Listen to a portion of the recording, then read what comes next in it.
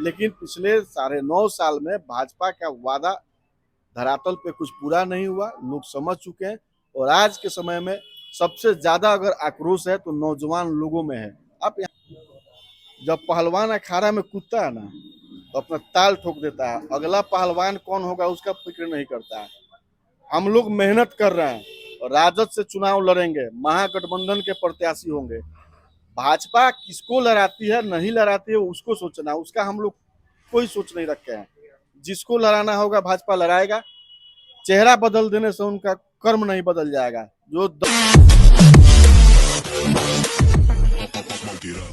सबसे पहले सर आपका स्वागत है। बहुत बहुत धन्यवाद। और आपने एक बात बोला पहले कि दो बार मैं यहाँ का प्रत्याशी रह चुका हूँ। मैं एक बार यहाँ से 2019 में चुनाव लड़ा हूँ और आने वाला 2024 में चुनाव लड़ूंगा। और क्या इस बार आपका रिस्पांस रहेगा जनता के बीच जाकर, किस प्रकार के प्रश्न और सवालों से आप सामना कर रहे हैं? और वर्तमान सांसद उनके खिलाफ खासा नाराजगी है जनता के बीच में, तो क्या इस बार आप अपना प्रतिक्रिया जनता के बीच में रखेंगे?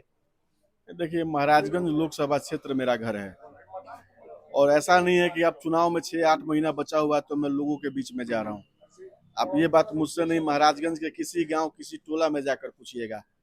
मैं चुनाव हारा 2019 में, उसके बाद भी मैं महाराजगंज में लोगों से मिलना, लोगों के बीच उठना बैठना नहीं छोड़ा हूँ। मैं निरंतर हर दिन 24 घंटे में 18 घंटा मेरा लोगों के बीच में ही बीतता है। और मैं प्रयास करता हूं कि महाराजगंज लोकसभा क्षेत्र में कहीं किसी को कभी कोई जरूरत हो, मुझे सूचना मिलती है, उस हर जरूरत को अपने यथाशक्ति उस जरूरत को पूरा करने का प्रयास करता हूं। और सर क्या कमियां रह गई थी 19 में जिसके कारण आपको चुनाव हारना पड़ा? इस बार क्या सुधार के साथ आप जनता के बीच आए हैं? 2019 का जो चुनाव हुआ प्रत्याशी के नाम पे चुनाव ही नहीं था। वो चुनाव केंद्र सरकार के द्वारा जो समाज को, देश को विश्वास दिया गया था कि 15 लाख रुपया खाते में दे देंगे, नौजवान को हर वर्ष 2 करोड़ नौकरी देंगे, देश से महंगाई समाप्त कर देंगे, सीमा सुरक्षित हो जाएगा, महिलाओं का मान सम्मान बढ़ेगा। इतना झूठा वादा किया गया था कि लोग उसमें विचलित हो गए। और खास करके नौजवान मेरे भाई लोग, आज के समय में जो भी नौजवान पढ़ाई लिखाई करके बेरोजगारी का मार झेल रहे हैं, हर परिवार सुखी संपन्न नहीं है। गांव में आप जाइए, देखिए बहुत परिवार कमजोर है जो अपने बच्चा को पढ़ाने के लिए बैंक से ऋण लेके अपने बच्चे का पढ़ाई पूरा करवाता है। बहुत ऐसा किसान परिवार है जो खेत को गिरवी रख के बेच के अपने बच्चे को दिल्ली या मुंबई में पढ़ने के लिए भेजता है लोग। वो बच्चा पढ़ाई लिखाई मेहनत के बदौलत पूरा करके और सड़क पे भटक रहा हो, अगर उसे कोई बोल दे कि हम आपको नौकरी देंगे तो वो सब सगा संबंध रिश्ता नाता भूल के वो उस नौकरी देने वाले के पीछे पागल की तरह लग जाता है। वही इस देश में हुआ। उन लोगों को ये विश्वास दिया गया कि हम हर वर्ष 2 करोड़ नौकरी देने वाले हैं। सबके मन में ये विश्वास बना कि मोदी जी दोबारा प्रधानमंत्री होंगे और हम लोगों को रोजगार मिलेगा, नौकरी मिलेगा। युवाओं का ज्यादा से ज्यादा झुकाव भाजपा की तरफ हुआ। हार का एक बहुत बड़ा कारण ये भी था। बहुत ऐसे अभिभावक थे जो 15 लाख रुपया का इंतजार करने लगे। उस 15 लाख रुपया लेने के लिए वो भाजपा को अपना वोट दे दिए। बहुत लोग महंगाई से परेशान थे, महंगाई कम होगा इस विश्वास पे भाजपा को वोट दे दिए। लेकिन पिछले 9.5 साल में भाजपा का वादा धरातल पे कुछ पूरा नहीं हुआ, लोग समझ चुके हैं। और आज के समय में सबसे ज्यादा अगर आक्रोश है तो नौजवान लोगों में है। आप यहाँ नौजवान भाई हैं, आप पूछिए इन लोगों से। हो सकता है इसमें बहुत ऐसे लड़के होंगे जो पीछे भाजपा को वोट दिए होंगे, लेकिन आज इन लोगों को भाजपा से चिढ़ है क्योंकि इन लोगों का भविष्य भाजपा के द्वारा खराब किया जा रहा है। इस देश में एक आर्मी का नौकरी था जो नौजवान अपने दम पे वो नौकरी लेते थे, उस नौकरी को 4 साल का अग्निवीर बना दिया गया। बताइए उनका कहाँ भविष्य है, क्या करेंगे वो? बाप नौकरी करेगा, बेटा रिटायर हो जाएगा। ये तो सरकार ने ऐसा नियम बना दिया, ऐसा व्यवस्था बना दिया कि नौजवानों का भविष्य बिल्कुल धूमिल हो चुका है। आज का लड़ाई कोई व्यक्तिगत किसी एक पद प्राप्ति का नहीं है, ये लड़ाई समाज के विकास के लिए, क्षेत्र के विकास के लिए, नौजवानों के अपने भविष्य के लिए, हर व्यक्ति के अपने हक और अधिकार के लिए। जो पीछे ठगा हुआ महसूस कर रहे हैं अपने आप को, वो इस बार मजबूती से भाजपा का विरोध करके उसका बदला लेंगे। और सर ज्ञानेंद्र सिंह सिग्रीवाल जो वर्तमान सांसद है महाराजगंज को, अपने आप को बोलते हैं कि हमारे डाटा आता है एजेंसियों का, तो इससे पता चलता है कि सबसे माने उपस्थित रहने वाले, प्रेजेंट रहने वाले सबसे अधिक टॉप 10 सांसदों में इनका नाम है।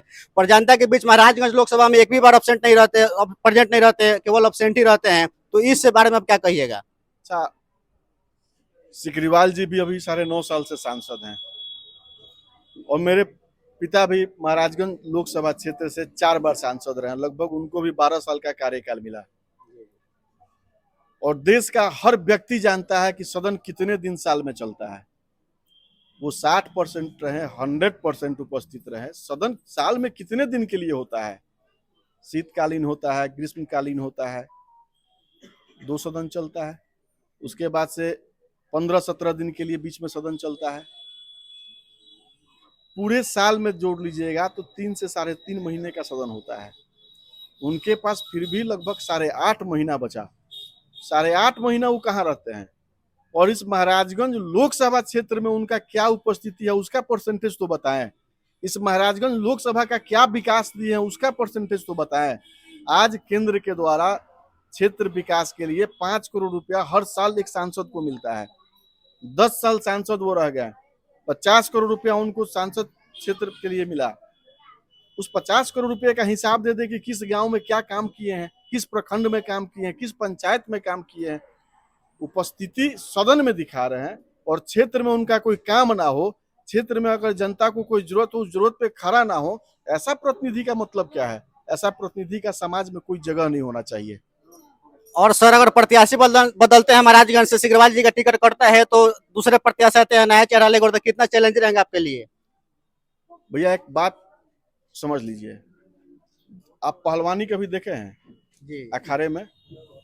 जब पहलवान अखाड़ा में कूदता है ना तो अपना ताल ठोक देता है, अगला पहलवान कौन होगा उसका फिक्र नहीं करता है।